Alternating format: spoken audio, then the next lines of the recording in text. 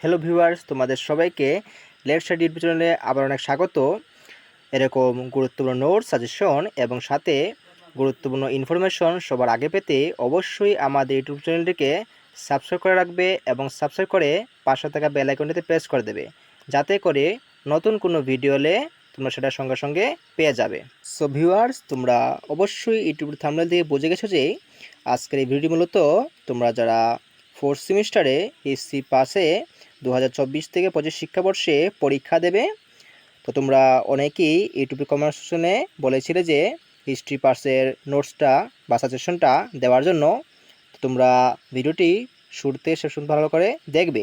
আশা করছি ভিডিওটি তোমাদের অনেক কাজে আসবে। তাহলে আর দেরি না করে ভিডিওটি শুরু করছি। আচ্ছা, ইউনিট 1 থেকে দেখো, প্রথম যে কোয়েশনটি রয়েছে সেটি হলো discuss the socio-economic conditions of Tripura before the accession of Birchandra Manikya. তো এই কোয়েশনটা খুবই গুরুত্বপূর্ণ, তোমরা এটা ভালো করে দেখবে। এরপরে দেখো নাম্বার 2তে দেখো আছে discuss briefly the impact of the great revolt of 1857 on Tripura with reference to the role played by রাজা ঈশান চন্দ্র মাণিক্য।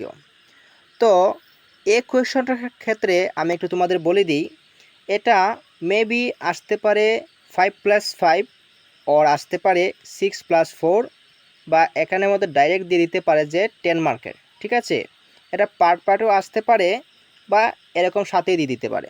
তোমরা পরীক্ষার মধ্যে ভালো করে বুঝে এবং দেখে প্রশ্নের উত্তরটা লিখবে। এরপরে নাম্বার 3তে দেখো আছে narrate briefly the Tripura 1850 and Kuki 1860 to 1601 resistance movement. অর্থাৎ এখানে বলেছে যে ত্রিপুরা 1850 এবং কুকি 1860 থেকে 1861 রেসিস্ট্যান্স যে মুভমেন্ট অর্থাৎ আন্দোলনটা যে ছিল, ওই দুটো এখানের মধ্যে বর্ণনা করার জন্য বা আলোচনা করার জন্য এরকমটা বলে দিয়েছে, এরকমটা আসবে পরীক্ষার মধ্যে। আচ্ছা, তাহলে এখন 4 নম্বরে দেখো আছে, এটা কিন্তু আমি তোমাদের এক্সট্রা কোয়েকশন রেখেছি, তোমরা উপরে 3টা পড়লেই চলবে, কিন্তু তোমরা যদি আর একটু ভালো করে পড়তে চাও তাহলে এই নাম্বার 4টা এখানের মধ্যে পড়তে পারো। তো নাম্বার 4 দেখো আছে এখানে discuss the circumstances leading to the appointment of a political agent in Tripura. How far was the administration of the state influenced by him. তো দেখো এটাও তোমাদের এখানের মধ্যে 6+4 বা 7+3 বা 5+5 এরকম আসতে পারে। তোমরা সুন্দর করে বই থেকে দেখে ভালো করে পড়বে, যাতে কোয়েশনগুলা মিস না হয়। এরপর ইউনিট 2 থেকে দেখো রয়েছে প্রথম যে কোয়েশনটি, সেটি হচ্ছে how did the princely court of Tripura contribute towards the development of Bengali language and literature. এরপরে নম্বর 2তে দেখো রয়েছে, নম্বর 2তে আছে write a short notes on Reang uprising, what were it's consequences. অর্থাৎ রিয়াংদের উদ্ভবের উপর একটি শর্ট নোটস বা একটি টিকা লেখো, এরকমটা বলেছে এখানের মধ্যে। এরপর বলেছে যে এর সীমাবদ্ধতা বা এর পরিণতি কী হয়েছিল বা এর এফেক্ট কি পড়েছিল, এরকমটা আসবে। তো এটা এখানের মধ্যে 5+5 বা 10 মার্কও আসতে পারে। তোমরা প্রশ্নটা একবার ভালো করে দেখে লিখবে।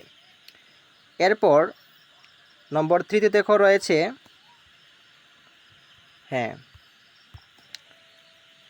হু was Ratanmani? Why did he revolt? How was the Reang uprising subdued by the royal army? তো এটা গুরুত্বপূর্ণ আছে, ভালো করে দেখবে। এরপর নাম্বার 4 দেখো আরেকটি গুরুত্বপূর্ণ কোয়েকশন আছে, যেটি হচ্ছে when did Rabindranath Thakur first visit in Tripura? Discuss briefly his relation with the princely state. অর্থাৎ রবীন্দ্রনাথ ঠাকুর কখন ত্রিপুরায় এসেছিলেন বা ভিজিট করেছিলেন, এবং এরপরে বলেছে যে discuss briefly his relation with the princely state, অর্থাৎ প্রিন্সলি স্টেট বা রাজ্যের সাথে রবীন্দ্রনাথ ঠাকুরের সম্পর্ক আলোচনা করো বা বর্ণনা করো, এরকমটা। এখন এটার সাথে একটা এক্সট্রা কোয়েকশন মিক্সড করে দিতে পারে, যেমন হু ওয়াজ রবীন্দ্রনাথ ঠাকুর? রবীন্দ্রনাথ ঠাকুর কে ছিলেন? ঠিক আছে, তো এটাও দিতে পারে, একটু এটার সাথে অ্যাড করে দেবে। এরপর ইউনিট 3 থেকে দেখো যে কোয়েশনগুলি আমি দিয়েছি এখানের মধ্যে। হ্যাঁ, প্রথম যে কোয়েশনটি রয়েছে, how were the plains and the hilly parts of Cachar annexed by the British? তো এই প্রথম কোয়েশনটা অনেক গুরুত্বপূর্ণ, এটা ভালো করে নোট করবে। এরপরে নাম্বার 2তে দেখো আছে, what do you know about the growth of tea industry in Assam? আসামে চা ইন্ডাস্ট্রি এর উৎপত্তি বা বৃদ্ধির ক্ষেত্রে তুমি কি জানো, লেখো। এরপরে বলেছে যে what were it's effects on the economic condition of Assam? অর্থাৎ এটির আসামের উপর কী প্রভাব পড়েছিল বা এটির আসামের উপর কি এফেক্ট আছে, এটা বর্ণনা করো বা উল্লেখ করো, এরকমটা। তো এটা গুরুত্বপূর্ণ, ভালো করে নোট করে পড়বে। এরপরে নাম্বার 3তে দেখো রয়েছে, হ্যাঁ, discuss the contribution of David Scott in the establishment of British administration in Assam? অর্থাৎ আসামে ব্রিটিশ অ্যাডমিনিস্ট্রেশন বা ব্রিটিশ প্রশাসন প্রতিষ্ঠার ক্ষেত্রে ডেভিড স্কটের কি কৃতিত্ব ছিল বা ভূমিকা ছিল, উল্লেখ করো বা আলোচনা করো, এরকমটা। তো এটা অনেক গুরুত্বপূর্ণ। এরপর নম্বর 4-এ দেখো আছে, discuss the growth of petroleum industry in Assam? How did it effect the economy of Assam? তো এটা যদি আসে তাহলে 5+5ই আসবে, ঠিক আছে। এরপর ইউনিট 4 থেকে দেখো যে কোয়েশনগুলি আমি তোমাদের জন্য রেখেছি। হ্যাঁ, তো প্রথম কোয়েশনটি হচ্ছে, how was the western education spread in Assam? অর্থাৎ পাশ্চাত্য শিক্ষা ব্যবস্থা কীভাবে ভারতে ছড়িয়ে পড়েছিল বা কীভাবে ছড়িয়ে পড়ে, এটা উল্লেখ করো বা বর্ণনা করো। তো এটা প্রশ্নটা একটু ঘুরিয়ে আসতে পারে বা তোমরা হয়তো পরীক্ষার মধ্যে না বুঝতে পারো, তার জন্য আমি এখানে অর দিয়ে লিখে দিয়েছি। যেমন বলতে পারে যে discuss the history of western education spread in Assam, ঠিক আছে। তো এই দুইটি কোয়েশন ভালো করে দেখে পড়বে, এটা অনেক গুরুত্বপূর্ণ, ঠিক আছে। এরপরে নম্বর 2-তে দেখো আছে, discuss the growth of press in Assam? তো এটাও অনেক গুরুত্বপূর্ণ। এরপর নাম্বার 3-তে দেখো আছে, right short notes on the following? অর্থাৎ নিচের যে প্রশ্নগুলো দেওয়া আছে সেগুলোর উপর টিকা লেখো বা নোট লেখো, ঠিক আছে। তো এখানে দেখো বলেছে এ নম্বর দিয়ে বা এখানের মধ্যে তোমাদের রোমান দিয়ে আসতে পারে, তোমরা একটু দেখে নেবে।